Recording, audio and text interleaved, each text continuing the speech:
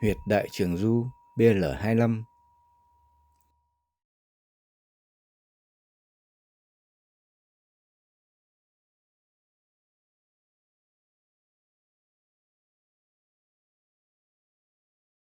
Vị trí: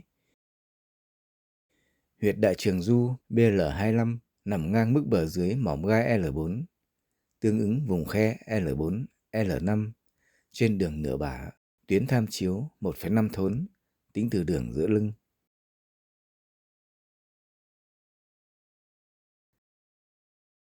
Cách lấy huyệt: xác định mỏm gai L4. Cách 1. Qua mỏm gai C7.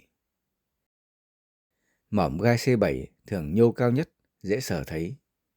Khi cử động cổ, mỏm gai C7 vẫn di động nhưng kém rõ hơn các mỏm gai đốt sống cổ phía trên. Các mỏm gai đốt sống ngực phía dưới hầu như không di động. Mấu gai của L4 là mô gai thứ 16 bên dưới C7.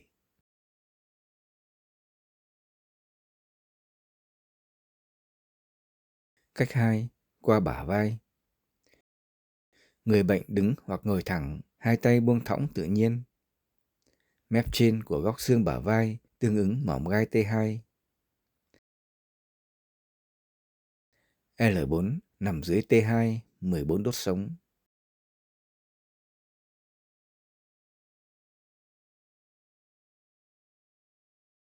Góc dưới xương bả vai tương ứng mỏm gai T7. L4 nằm dưới T7, 9 đốt sống.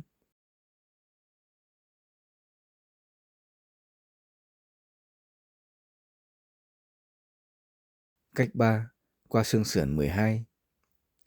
Xác định vị trí khớp của xương sườn dưới cùng, xương sườn số 12. Xác định T12. L4 nằm cách dưới T12, 3 đốt sống.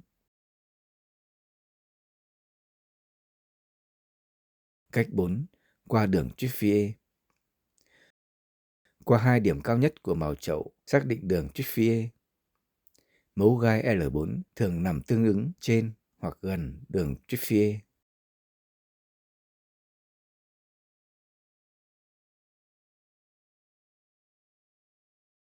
Xác định đường bả, đường nửa bả.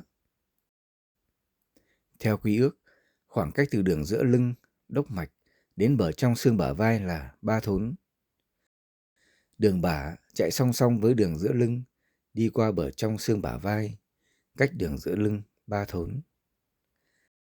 Đường nửa bả cũng chạy song song với đường giữa lưng, nằm ở nửa khoảng cách này, tương ứng 1,5 thốn, tính từ đường giữa lưng. Xác định huyệt: từ khe L4, L5, bờ dưới mỏm gai L4, xác định đường ngang tham chiếu.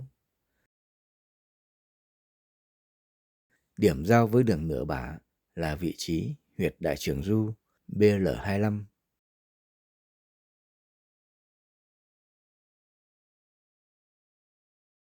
Neo điểm: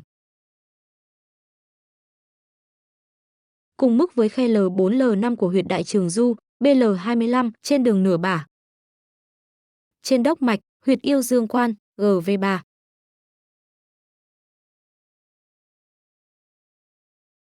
Cùng trên đường nửa bả với đại trường du BL25.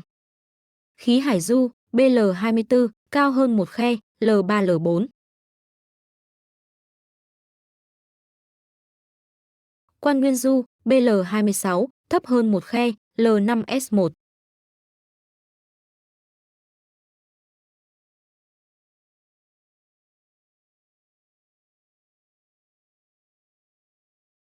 Tác dụng và chức năng chính: điều hòa đại trường, kiện vận truyền đạo, cân bằng chức năng đại trường, cải thiện táo bón, tiêu chảy và rối loạn đại tiện. Hành khí, tiêu trệ đường ruột, thông khí trệ trong ruột già, giảm đầy bụng, chướng hơi và đau bụng do ứ trệ. Thông tiện, điều hòa bài xuất, cải thiện quá trình đào thải phân, giúp đại tiện dễ dàng và ổn định. Hoạt huyết hạ chi, cải thiện tuần hoàn vùng chi dưới, giảm tê bì, yếu chân và đau mỏi do khí huyết kém lưu thông. Thư cân vùng thắt lưng, giảm đau, cứng và co thắt vùng thắt lưng, cải thiện vận động cuộc sống. Kiện cơ, phục hồi chức năng chi dưới, cải thiện yếu cơ, teo cơ và giảm khả năng vận động ở chân do ứ trệ khí huyết.